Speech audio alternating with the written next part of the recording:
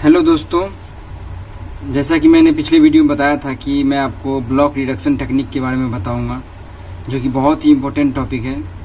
मैंने इस टॉपिक पे बहुत ही अच्छा वीडियो बनाया था, बट मुझे बहुत दुखी हुआ कि ये वीडियो गलती से डिलीट हो गया, मुझसे ही डिलीट हो गया, क्योंकि मैंने स्पेस खाली कर रहा था तो गलती से वो भी वीडियो डिलीट हो गया। 20 मिनट की वीडियो बनाया था, बहुत ही अच्छा और मतलब एक्सप्लेन से मैंने बताया था वीडियो, बट मैं अभी भी कोशिश करूंगा कि अच्छे से बताऊं इसको। मैंने खुद से एक एक वर्ड्स लिख कर बताया था इसको, लेकिन डिलीट हो गया। खैर कोई बात नहीं। तो आइए हम चलते हैं ब्लॉक रिडक्शन टेक्निक पे। बहुत ही इंपॉर्टेंट टॉपिक है और ध्यान से आप ये सुनिएगा। जो मैं बोलूंगा उसको ध्यान से सुनना है, जो मैं एक्सप्लेन करूंगा उसको सिर्फ ध्यान से देखना है, बाकी आप सब कुछ समझ जाओगे।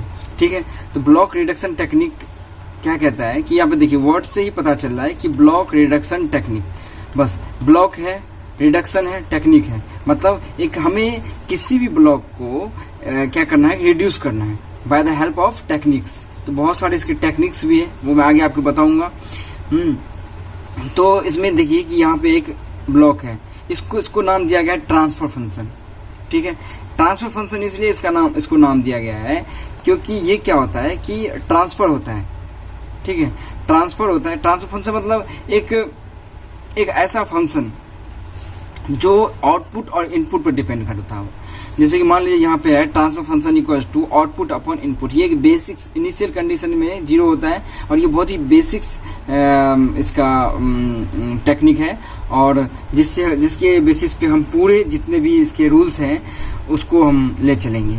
ठीक है, तो आइए अब हम क्या है, तो ये आप समझ गए होंगे कि यहाँ पे क्या है कि ये ब्लॉक है, इसको हम ट्रांसफर फंक्शन कहते हैं। ये इनपुट हम दिए और ये आउटपुट हमारा C ऑफ S आया, R of S, T of S and C of S। तो ये इनपुट है, ये आउटपुट है। ट्रांसफर फंक्शन इक्वल टू क्या हो जाएगा, CS output upon input. Initial condition क्या होगा, 0 होगा। आइए अब हम रूल्स पे चलते हैं। रूल्स क्या कहता है, तो रूल्स कहता है कि पहला रूल्स कहता है कि वही पहला रूल्स है जो बेसिक्स हमने कंडीशन बताया था ऊपर। पहला रूल वही है कि अगर हम किसी भी ट्रांसफर फंक्शन को इनपुट R ऑफ S देते हैं और आउटपुट हमें C ऑफ S आता है, तो जो ट्रांसफर फंक्शन होगा वो हमें आउटपुट अपॉन इनपुट देगा। ठीक है, उसके बाद दूसरा सेकंड रूल है कैस्केड फॉर्म। कैस्केड रूल या कैस्केड फॉर्म। कैस्केड फॉर्म में क्या होता है, इसमें जो ट्रांसफर फंक्शन है वो मल्टीप्लाई होता है। मतलब कि अगर 2 या 2 से ज्यादा ब्लॉक है तो हम क्या करेंगे कि पेयर में ब्लॉक लेंगे या एक साथ भी ब्लॉक ले सकते हैं। जैसे मान लो कि यहाँ 2 ब्लॉक है या 3 ब्लॉक होगा या 4 ब्लॉक होगा, तो हम क्या करेंगे कि चारों ब्लॉक को मल्टीप्लाई कर देंगे।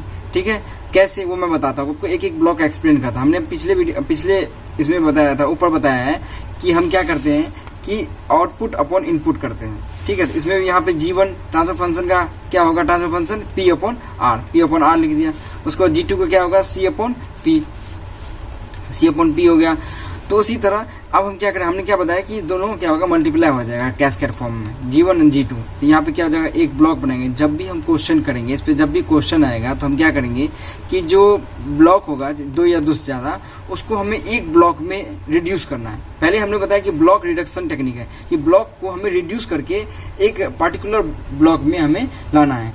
तो यहाँ पे एक ब्लॉक हमने एक पर्टिकुलर ब्लॉक ले लिया और इसको हमने मल्टीप्लाई कर दिया अकॉर्डिंग टू रूल्स, और यहाँ पे इनपुट सेम है और आउटपुट सेम है। हमने आपको ये नहीं बताया कि यहाँ पे जो इनपुट है, यहाँ पे इनपुट हम कुछ भी ले सकते हैं। जैसे R ऑफ S है तो यहाँ पे R भी ले सकते हैं, P भी ले सकते हैं, K भी ले सकते हैं, M भी ले सकते हैं, लेकिन कैपिटल में होगा। और CS ऑफ आउटपुट है तो हम यहाँ पे कुछ भी ले सकते हैं, K ले सकते हैं, M ले सकते हैं, C ले सकते हैं।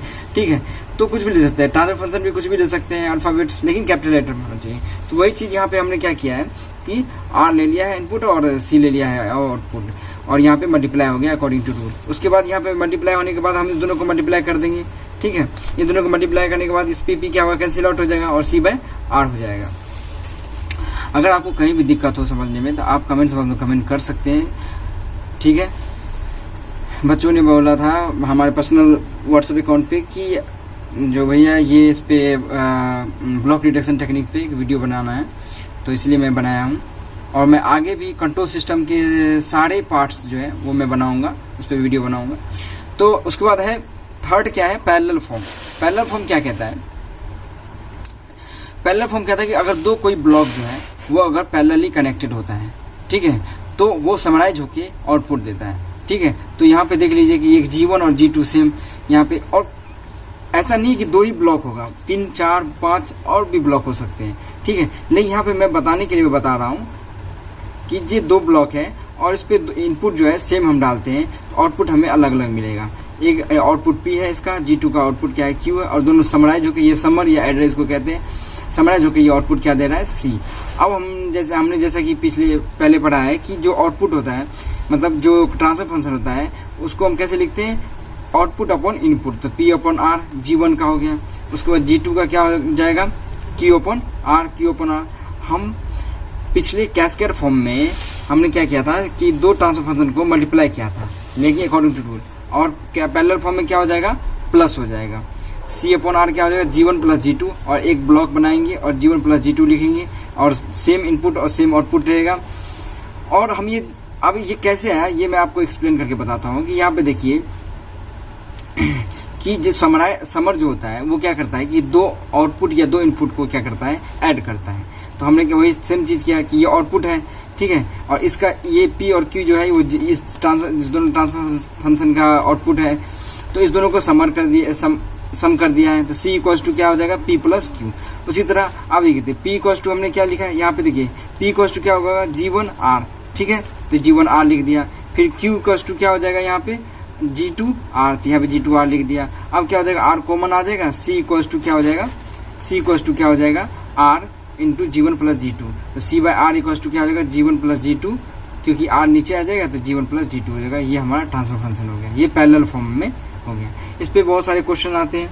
अब जो मैं आपको बताने वाला हूँ 4th रूल, वो बहुत ही इंपॉर्टेंट है, उसको हम फीडबैक टेक्निक कहते हैं, फीडबैक रूल कहते हैं। इसमें 100% क्वेश्चंस आते हैं फीडबैक टेक्निक पे। ठीक है, तो मैं आपको फीडबैक टेक्निक बताता हूँ। तो हमारा ये है, इस पे मैं एक एग्जांपल बताता हूँ पहले, उसके बाद मैं आपको बताऊंगा कि जो फीडबैक टेक्निक क्या होता है। फीडबैक टेक्निक पे भी एग्जांपल है, उस पर भी बताऊंगा, सब पे बताऊंगा एग्जांपल। नहीं, पहले मैं ये रूल बता देता हूँ, उस पर एक एक करके एग्जांपल मैं अगले वीडियो में या इसी वीडियो में मैं आपको बताऊंगा। ठीक है, तो अब है फीडबैक फॉर्म या फीडबैक रूल या फीडबैक टेक्निक। इसमें क्या होता है कि जो समर में हम क्या करते हैं कि इनपुट देते हैं, ठीक है, और समर क्या करता है कि जो आउटपुट देता है वो किसी ब्लॉक के लिए इनपुट हो जाता है। ठीक है, उसके बाद उस ब्लॉक से हमें एक फीडबैक गेन मिलता है, और फीडबैक गेन जो है फिर वो समर में जाके ऐड हो जाता है, मतलब समर में जाके ऐड हो जाता है या माइनस हो जाता है। ठीक है, अगर यहाँ पे प्लस का साइन होगा तो ये ऐड हो जाएगा, अगर यहाँ माइनस का साइन होगा तो माइनस हो जाएगा। तो वही चीज अब यहाँ पे देखिए कि हमने क्या किया है, इसको हम क्या कहेंगे, फीडबैक फॉरवर्ड गेन, एंड इसको कहेंगे फीडबैक गेन। ये टेक ऑफ पॉइंट होता है। ठीक है, इसको समर या एडर कहते हैं, ये पता ही है आपको। तो सबसे पहले हम क्या कहेंगे, यहाँ पे हमने क्या कहा कि ये ब्लॉक है, इसमें क्या इनपुट ई गया है और आउटपुट क्या दिया है, पी दिया है, और यही सेम इसके लिए आउटपुट क्या हो जाएगा, पी या सी होगा। इनपुट क्या होगा, पी या सी होगा, और इसका आउटपुट क्या होगा, क्यू होगा। ठीक है, क्यू होगा या आर होगा। अब यहाँ पे देखिए कि यहाँ पे एच जो है वो इसके लिए इनपुट क्या है, एच के लिए इनपुट क्या है हमारा, सी या पी। तो हम सी क्यू, यहाँ पे आउटपुट अपॉन इनपुट होगा तो क्यू अपॉन सी हमने लिख दिया। उसके बाद सेम चीज जी के लिए, यहाँ जी ट्रांसफर फंक्शन के लिए क्या होगा, आउटपुट अपॉन इनपुट, तो सी अपॉन ई। ठीक है, या पी अपॉन ई भी लिख सकते हैं। ठीक है, उसके बाद ई इक्वल्स टू हमने क्या कहा, यहाँ पे प्लस ऊपर है और ये माइनस है, तो ये जो होगा ये क्या होगा कि ई इक्वल्स टू जो होगा हमारा ये ई इक्वल्स टू, क्योंकि जैसा कि हमने उसमें कंट्रोल सिस्टम में हमने ये पढ़ा है कि जो कैस्केड फॉर्म या फीडबैक फॉर्म या पैरेलल फॉर्म क्या होता है कि जब किसी समर में से कोई आउटपुट निकलता है, ठीक है, समर अगर एडर समर है, ठीक है, तो यहाँ पे क्या होगा, प्लस होगा, ये आउटपुट जो आएगा वो क्या होगा, दोनों इनपुट प्लस होगा। अगर यहाँ पे प्लस और प्लस होता तो ये आउटपुट जो आएगा वो आउटपुट इक्वल्स टू क्या हो जाएगा, ये दोनों प्लस हो जाएगा, और ये माइनस है तो ये जिधर माइनस होगा, जिधर के इनपुट में माइनस होगा वो माइनस हो जाएगा। ठीक है, पैरेलल कनेक्शन और कैस्केड कनेक्शन हमने पढ़ा है, ठीक है। तो उसमें क्या है कि यहाँ पे E equal to R minus Q हो जाएगा, आर माइनस क्यू हो जाएगा, ये आउटपुट है। अब यहाँ पे क्या करना है कि E equal to R minus Q equal to हमारा क्या आएगा, यदि यहाँ से Q इक्वल टू क्या हो जाएगा सी एच, तो एच सी या सी एच। अब यहाँ पे हम क्या लिखेंगे सी बाई जी। अब ये सी बाई जी कैसे आया, यहाँ पे देखिए सी बाई जी, यहाँ पे E को हम लिख सकते हैं, E को इधर देंगे और G को इधर डालेंगे तो ये क्या हो जाएगा सी बाई जी हो जाएगा। तो C by G equal to E equal to R minus S C, ठीक है, E के बराबर है एच सी, यहाँ पे हमने निकाला है इस फॉर्मूले से।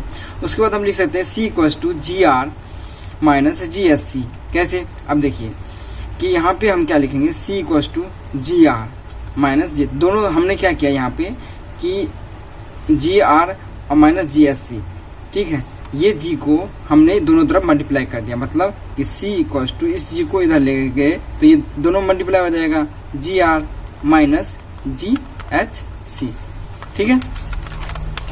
उसके बाद सी कॉमन लेंगे तो सी कॉमन होने के बाद क्या हो जाएगा 1 plus G H equal to G R, ठीक है।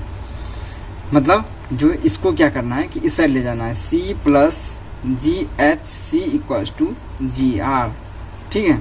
अब यहाँ पे सी कॉमन हो जाएगा तो 1 प्लस जी एच हो जाएगा इक्वल टू यहाँ जी आर हो जाएगा। अब हम क्या करेंगे कि सी इधर है और इधर आर है, हमें फाइनल आउटपुट निकालना है तो सी बाय आर, मतलब ये ट्रांसफर फंक्शन है, इसको हम टी ऑफ एस भी लिख सकते हैं, मतलब सी बाय आर इक्वल टू क्या हो जाएगा जी बाय 1 प्लस जी एच, ठीक है। तो हमने क्या बोला है कि हमें एक ब्लॉक में इसको रिड्यूस करना है क्योंकि ब्लॉक रिडक्शन टेक्निक है।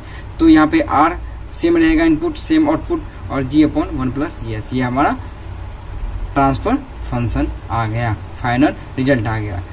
अब मैं आपको जो बताऊंगा फिफ्थ टेक्निक जो है, फिफ्थ रूल जो है वो है टेक ऑफ पॉइंट पे, कि हम जब ब्लॉक से किसी भी ब्लॉक से पहले टेक ऑफ पॉइंट लगाते हैं या किसी भी ब्लॉक से के बाद टेक ऑफ पॉइंट लगाते हैं तो क्या रिजल्ट देता है हमें, ठीक है। वो भी बहुत इंपॉर्टेंट टॉपिक है और उस पे 5 क्वेश्चन तो आते ही आते हैं, या तो 2 मार्क्स में आएंगे या 5 मार्क्स में आएंगे, ठीक है। तो मैं आपको बताता हूँ टेक ऑफ पॉइंट हम जब ब्लॉक से पहले लगाते हैं और टेक ऑफ पॉइंट जब ब्लॉक के बाद लगाते हैं। तो सिर्फ take off point after block, जब हम ब्लॉक के बाद टेक ऑफ पॉइंट को लगाते हैं तो देखिए कि ये सबसे पहले हम एक वो बनाते हैं, ट्रांसफर फंक्शन बनाते हैं, ठीक है। तो ये एक ट्रांसफर फंक्शन है जिसमें इनपुट जा रहा है हमारा आर और आउटपुट क्या दे रहा है सी। सबसे पहले यहाँ पे देखिए कि ये जो फीडबैक है या टेक ऑफ पॉइंट है वो कहाँ है, ब्लॉक से पहले लगा हुआ है, ब्लॉक से पहले कनेक्टेड है, ठीक है। और जब हम शिफ्टिंग करते हैं ब्लॉक के बाद तो ये हमारा यहाँ पे जो फीडबैक आउटपुट है, फीडबैक ट्रांसफर फंक्शन है, उसमें क्या होता है इस ट्रांसफर फंक्शन से डिवाइड हो जाता है। मतलब कि यहाँ पे जब हम इसको शिफ्टिंग करने के बाद, शिफ्टिंग से पहले नहीं, शिफ्टिंग करने के बाद यहाँ पे क्या हो जाएगा h बाई जी हो जाएगा। मतलब देखिए यहाँ पे g और यहाँ h लिखा हुआ है, इसका मतलब ये नहीं कि हर क्वेश्चन में हमें यही करना है, नहीं, यहाँ पे कोई भी कुछ भी हो सकता है। यहाँ पे हो सकता है, यहाँ पे ये भी हो सकता है 1 प्लस जी अपॉन 1 प्लस जी एच, इस तरह से भी हो सकता है, ठीक है। यहाँ पे भी हो सकता है G H upon 1 plus G H C या जी प्लस जी एच, इस तरह से कुछ भी हो सकता है। तो आपको क्या करना पड़ेगा कि यहाँ पे जो रहेगा उसको ऊपर डालना है इसकी जगह पे, और यहाँ जो होगा उसको नीचे डालना है, ठीक है, शिफ्टिंग करने के बाद। और शिफ्टिंग हम इसलिए करते हैं क्योंकि कई बार क्या होता है क्वेश्चन में कॉम्प्लेक्सेज आ जाते हैं, मतलब कि जटिलता आ जाती है कि हम क्वेश्चन कर नहीं पाते हैं। एक बहुत सारे ब्लॉक होते हैं, कोई पैरेलल कनेक्टेड होता है, कोई कैस्केड कनेक्टेड होता है, कोई फीडबैक कनेक्टेड होता है एक ही क्वेश्चन में। तो हमें क्या करना पड़ता है कि जो ब्लॉक को इधर टेक ऑफ पॉइंट को इस ब्लॉक से पहले या टेक ऑफ पॉइंट को ब्लॉक के बाद कनेक्टेड करके हमें उसको फीडबैक बनाना पड़ता है या कैस्केड बनाना पड़ता है या पैरेलल बनाना पड़ता है। फिर क्या करते हैं हम उसको कैलकुलेट करते हैं और फिर हम एक सिंगल पार्टिकुलर ब्लॉक में उसको लिखते हैं और उसके बाद आउटपुट निकालते हैं। इसलिए हम टेक ऑफ पॉइंट के जैसे जो रूल्स हैं उसका हम यूज करते हैं, ठीक है। उसके बाद है कि हम यहाँ पे थोड़ा सा बताया है कि अगर हम ब्लॉक को अगर क्या करते हैं कि टेक ऑफ पॉइंट से पहले लगाते हैं, अगर कोई ब्लॉक जो है बाद में लगा हुआ है, ठीक है, उसको हम टेक ऑफ पॉइंट से मतलब यहाँ पे ब्लॉक से पहले लगाते हैं टेक ऑफ पॉइंट को, तो यहाँ पे जो ये जो फीडबैक ट्रांसफर फंक्शन है वो मल्टीप्लाई हो जाएगा। मतलब यहाँ पे जो होगा सो और यहाँ पे जो होगा सो वो दोनों मल्टीप्लाई हो जाएगा। यहाँ पे डिवाइड हो रहा था, यहाँ मल्टीप्लाई हो जाएगा। ठीक है, आउटपुट और इनपुट सब सेम होगा। अब यहाँ पे देखिए कि हम यहाँ पे अगर इसका ये इसलिए लिखा हुआ है कि यहाँ पे इसका मान लो इस ट्रांसफर फंक्शन का हमें रिजल्ट निकालना है, आउटपुट ट्रांसफर फंक्शन निकालना है, तो हम C/R लिख देंगे। तो वही है कि हम अगर क्या करते हैं कि G = C/R करते हैं तो C = क्या हो जाएगा, RG, सिंपल। तो यही चीज है। अब है कि take a point before a block, अगर ब्लॉक के पहले टेक अ पॉइंट को हम शिफ्टिंग करते हैं तो फिर क्या होता है। मैंने थोड़ा सा यहाँ बताया है कि ये मल्टीप्लाई हो जाता है। आगे मैं और एक्सप्लेन इसको करता हूँ कि ब्लॉक से पहले अगर टेक अ पॉइंट को हम लगाते हैं तो ये क्या हो जाएगा। यहाँ पे देखिए सबसे पहले यहाँ बाद में लगा हुआ है टेक अ पॉइंट, ठीक है, ब्लॉक के बाद। और अगर हम इसको क्या करते हैं, शिफ्टिंग करते हैं, ब्लॉक के पहले लगाते हैं तो ये क्या हो जाएगा, GH हो जाएगा।